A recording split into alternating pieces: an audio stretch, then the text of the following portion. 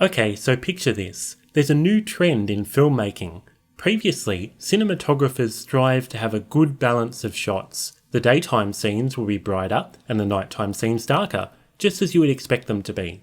Well, one director has noticed that the people viewing his films on their phones or laptops tend to watch in areas where there's a lot of ambient light, such as on the train with the light streaming in the windows. So he directs the cinematographer and editors on his latest film to make all of the shots uniformly bright. And then the contrast is reduced within each shot, so there's less difference between the light and dark areas. Even though this effect looks crap when watching films on a large TV in your living room, it's perfect for viewing on the move, so those home cinema buffs and other people who care about quality will just have to put up with it. Now, the idea is very successful, and soon other directors notice that their films look a bit dull by comparison, so they start doing it too. Pretty soon, this spirals into a full-blown brightness war.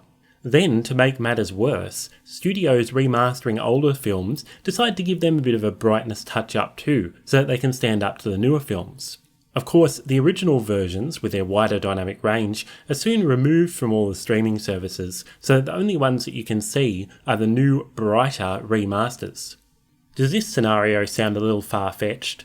Well, it's not. It's been happening in the music industry for more than 25 years, and it's called the Loudness War.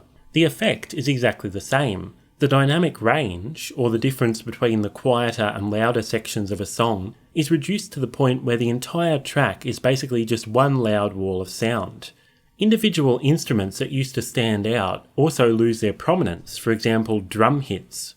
Now, you can't get rid of the damage by turning down your volume control, it's actually baked into the song.